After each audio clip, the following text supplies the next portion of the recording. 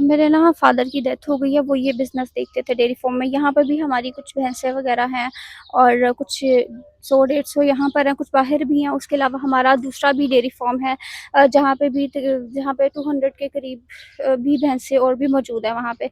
उधर भी वो गई हुई हैं दूसरे फार्म में, क्योंकि उनके ना दूध का टाइम हो गया हुआ है, तो वो से वहाँ पर उसको उनको लेके गए हैं। फादर की डेथ के बाद जो मुलाजिम वगैरह रखे हुए थे, तो वो बहुत ज़्यादा बीच में ना मिलावट वगैरह कर रहे थे।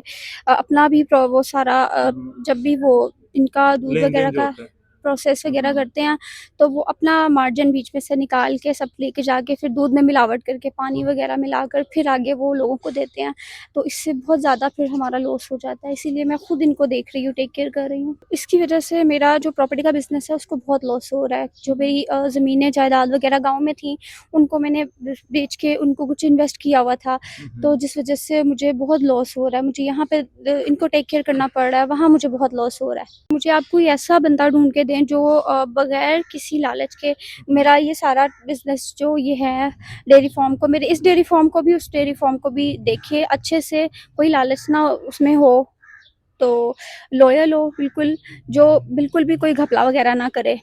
तो कोई ऐसा बंदा मुझे ढूँढ के दें।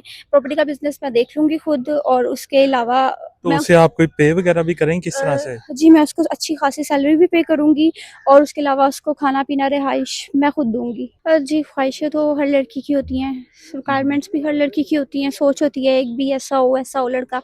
बट जब से बाबा की डेथ हो गई हुई है, तो अब जो भी होगा बंदा बस लॉयल हो, एज मैटर नहीं करती है, और बट लॉयल मैच्योर हो, हो। मैच्योर हो, पॉसेसिव हो। ये सारी रिस्पॉन्सिबिलिटी आपको देती हूँ और आपके चैनल को देती हूँ। जो भी होगा बेहतर होगा, आप मेरे लिए बेहतर करेंगे।